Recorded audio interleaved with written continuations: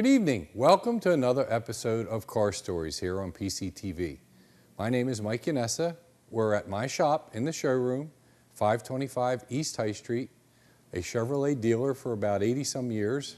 But believe it or not, almost 5 years, Wheels-In-Motion has been here on High Street. Wheels-In-Motion is a one-stop shop for all your automotive needs. It's a little different, like you normally have a body shop and then you have a mechanical shop. We do everything right here on your old car or new car. I know a lot of people drive by and think we only work on hot rods because sometimes that's what's in the window, but we do work on new cars, collision work, services, inspections. We do a lot, and what we don't do, we have outsourced, like window tinting, paintless dent removal. We have guys to do that for us. So I'd like everybody, if they need something done to their car, to give us a shot. Compare our prices, compare our warranty. 2-year, 24,000-mile nationwide warranty on parts and labor. I don't know anybody else that's doing that as an independent, and our labor rate is well below most. So give us a shot on that. All of our customers that do business here and spend at least $25 a year, that's it. You're automatically enrolled into a free towing program and free roadside assistance, up to 2 incidences a year.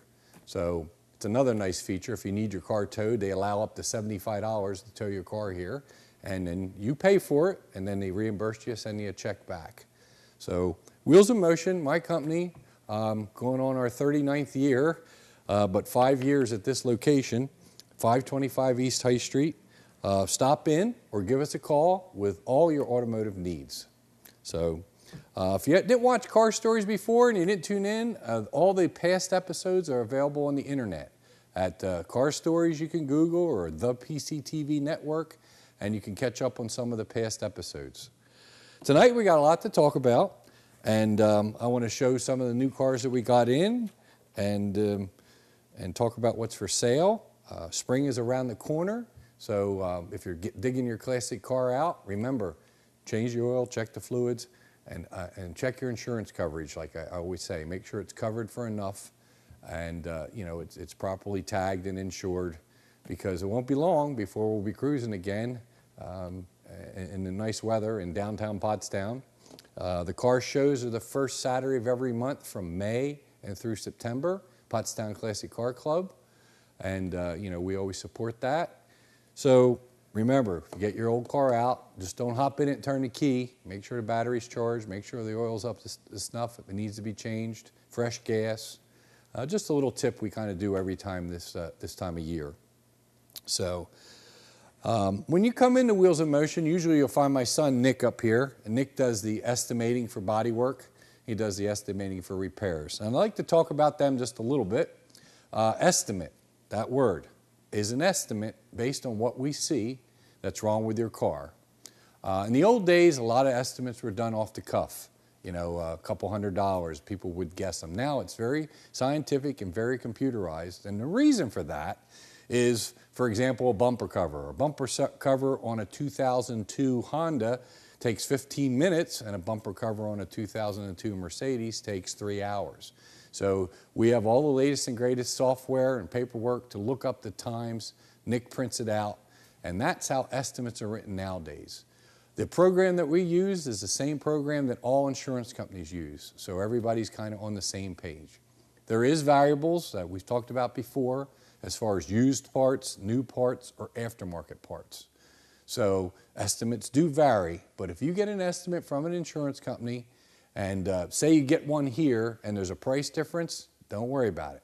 Nick will work with the insurance company. They might have missed something. They might have wrote for the wrong part. There's so many things that could happen in an estimate. And then once we get the car apart, sometimes we find more work. So all of a sudden a couple-day job turns into a week or two, depending on parts availability and approval. So just a little bit. I know I talk about this a lot, but it's something that's important.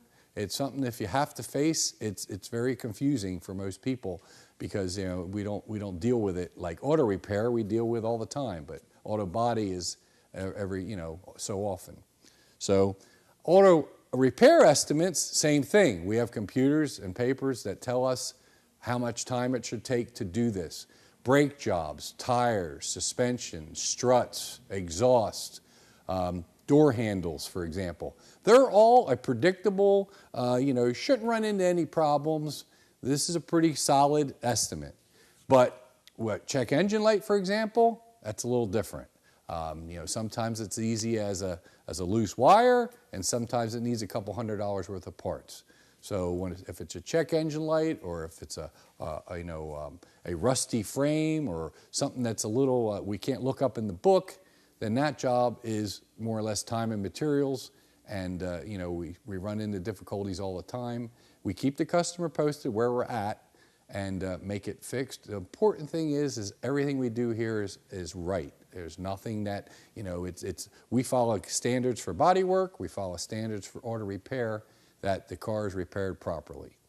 So tonight in our showroom, we have the yellow Z28 that's been here. I think it was on last month's show. It's still for sale. The price is negotiable at about $35,000. 302, 4-speed, 12-bolt. Nice body, has a couple little nicks in it. It's not perfect, but a real nice car to have some fun with and drive. And that's one of the things later on in tonight's show we're going to talk about is establishing value. What makes this car worth $30,000 and the one on TV worth $70,000? And I'm going to show you a little bit of that after a bit on the show, how we arrive at some of the pricing and what a car is worth. So this one's been in the showroom before, 93 Caprice Custom. It was a good friend of mine who passed away. We had it for sale. We had it out, I think, for $59.95. It's a 93 Caprice Custom. We stripped and painted it a few years back and did a bunch of mechanical stuff to it. 127,000 miles, dual exhaust. It has billet specialty wheels they were like $1,600 or $1,800, the wheels, when he did the car. This guy spent a lot of money on this car in about 2012 rather than getting a new one. So no one has came in. I mean, it is rear-wheel drive. It is an older car. It's not for everyone, but it's just a very nice driving car. And we have it down to $39.50. It's $3,950, 93 Caprice. We'll service it, inspect it, and get it ready for you. About the only thing it really needs from sitting, the headliner's drooping. So the headliner would need some attention, and drive it and enjoy it. And nice car for that kind of money. So if you know anybody, young fella, or someone that just needs a second car, or a nice car to cruise in the summertime with air conditioning, tinted windows, lowered, nice exhaust, send them down to Wheels in Motion for this 93 Caprice Classic. So the indoor auto shows, there was 3 of them in the area. Now it was down to 2 for the past couple of years. There's one in Harrisburg called the Motorama, okay? There's one in Timonium, Maryland, and there used to be one at the Oaks Convention Center. Well, guess what? The people that run these 2 shows are starting up the indoor car show again this year at the Oaks Convention Center. I believe it's like April 4th or 5th. It's the first week of April. And it's going to be these 3 shows. The Motorama was last week, then the one in Limerick, and then the one in Maryland. And this is a brochure from the show that everybody got in. It was everyone that walked in the door got. It was an insert in the order locator. And Wheels in Motion put a nice ad in there. There's our cars for sale. Can you see that? We good? There's the Caprice we just talked about. There's my Z28. There's my 59 Impala. And there's the 32 Ford that was in the window for last month's show. The reason it's not in the window, I sold it. It's in the back getting serviced and ready to be delivered. So Motorama up in Harrisburg, I did not go, but from what I heard, it was packed and really good cars. And it's a little different group of cars from the other side of the state instead of the same cars you see sometimes at the local shows. So mark that on your calendar, April 4th and 5th, Oaks Convention Center. And, it's a nice indoor show. It was before, and for what I hear, it's going to, follow with these other 2 shows. Auto Locator, we don't sell it here, but you can get it at just about anywhere. We advertise a lot in it. We sold the 32 out of Auto Locator online. So, pretty cool. So another nice car for sale, it's an expensive one though, is this nice 67 Z28. It's a good friend of mine. This article was written a few years back, and it says the one and only. The reason it was the one and only, it's the only Z28 with a bench seat. Since this magazine, they did find another one. So there's two with a bench seat. That car is in rough condition. This car is one of the nicest ones you'll ever find. They only made 602 67 Z28s, and there's only about 200 and some, 250 maybe, my guesstimate, known to still exist. So very, very low production number. First year for the Z28, first year for the 302. In fact, it wasn't called a Z28 in 67. It was Z28 was just an option, like Z27, Z29, and the Z28 package got you the 302, the racing stripes, and the 12-bolt rear. So by late 67, early 68, the package caught on, and they actually branded the car in 68 with Z28 emblems and called it a Z28. This car has no emblems on it that says Z28. Red, 8-track tape player, bench seat, 456 posi, all from the factory. So if this is something you're looking for, you can give me a call here at Wheels in Motion. I'll get you in contact with Bill, and it's a very, very rare, valuable collector car. And the value on this car is acceptable to the market. It goes up and down. I mean, at one time, I would say 200,000, 210,000. Market's down a little bit now, so it's hard to say what it would bring at Mecum or at an auction. But I always say this: interest is first, price is second. So if you get somebody interested in the car, you can talk to the customer, and hopefully you can arrive on a fair price for this rare car. So tonight, we're going to go back in the shop. We got a bunch of cars in progress I want to talk about, and I want to talk about establishing value on a car. What's my car worth? A lot of people come in here and ask me that question, and it's my job to give them a guide or give them an estimate on what they should ask or what they should sell their car for. So let's go back in the shop, and we're going to look at a car that I'm sure you'll like and try to figure out what it's worth. So how about this one? A 1962 Chevrolet Impala convertible. The right color, white, red gut. Most of them had a black top, but this one does have a white top. Just a nice, nice car. This gentleman, I worked on the car maybe about 8 years ago. It was someone else did the restoration, and it had some issues, some running issues, and some things weren't finished, and I finished it up for him. And he took it back to New Jersey. It was sold new in New Jersey. His mother bought it new, and he parked it in the garage and never used it again. It's been sitting in his warehouse. He owns a little manufacturing place, and it sits there. So he calls me out of the blue and says, you know, he feels bad because the car's been sitting there, the tires are flat, and the gas is stale, and, you know, he feels guilty that he let the car go down. What he'd like me to do is get the car back up and running and establish a value. What's the car worth? And that's a difficult, some cars are difficult. My job is to try to find a fair market value for a 1962 Chevy. A lot of people will just look at the car and come up with a number, or they'll say that's too much, or that's not enough, or whatever. You have to base it on past sales. You have to base it on sometimes the market trend. This car is always hot. 62 Chevy, bubble top they call it, 409. I mean, they are always on the A stock list. 62 convertible, right there with it. So we're going to go over this car together, and I'm going to show some of the features that make it valuable and make it not. So remember where I said the car came from, New Jersey. And anybody that knows Pennsylvania, New Jersey, New York, rust. If you buy them from California, Washington State, that kind of stuff, not rust. This car surprised me when we put it up on the lift that it's from New Jersey, because it's clean as a pin underneath.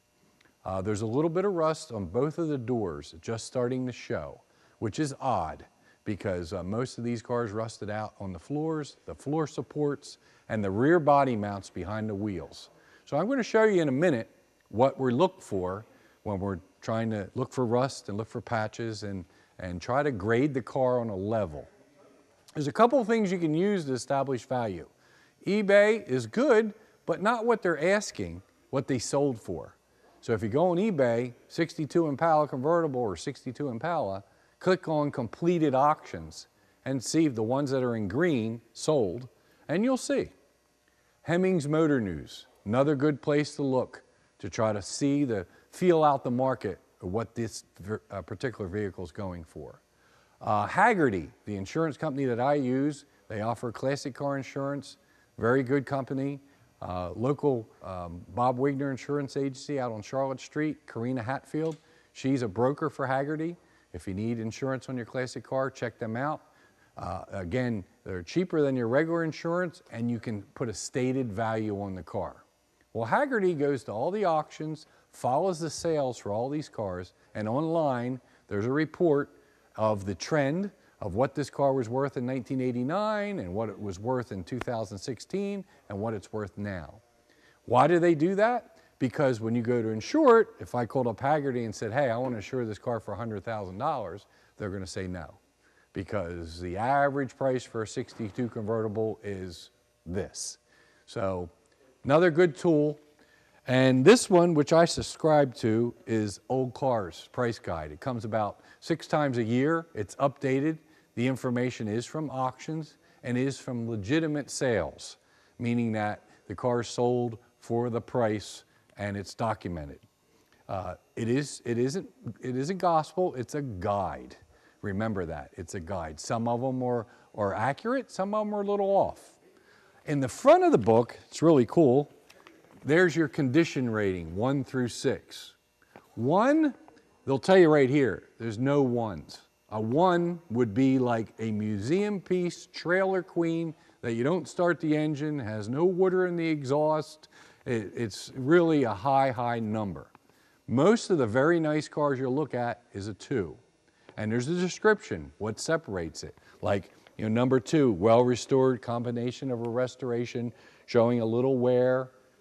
Number 3, a very nice car, might have cracked paint, seat might be ripped. Number 4, number 5, number 6 is like, a junkyard piece, something really bad. So then you turn back and you go back to your section of Chevrolet, 1962 Impala. I don't know if we can see that there, but there's all the body styles. Station wagon, 4-door, 2-door, convertible. Then at the bottom, so let's just use a number 1 convertible. A number 1 convertible, $50,000. A number 2 is $35,000. A number 3 is $22,500. Okay, but that's general. That could be a 409, it could be a 4-barrel, or it could be a 4-speed. So at the bottom, you look at your footnotes, and it'll tell you add 25% for Super Sport, 15% for Power Pack, which is a 4-barrel, add 15% for air conditioning, 75% if it's a 409. So imagine that, if this was a 409. It's not. It's a 283 2-barrel. It's not a 6-cylinder, but it's the smallest V8 that they make. Nicely done, needs a cleaning up, needs a detail, but nicely restored with the original hoses. It plays into the value of the car because it is the basic V8 model. Power steering, power brakes. So, this customer had trouble with the brakes. So somewhere along the line, someone put 4-wheel disc brakes on it. Not me. This was a couple years prior. It was a $7,000 job, and unfortunately, it took value away from the car as an original.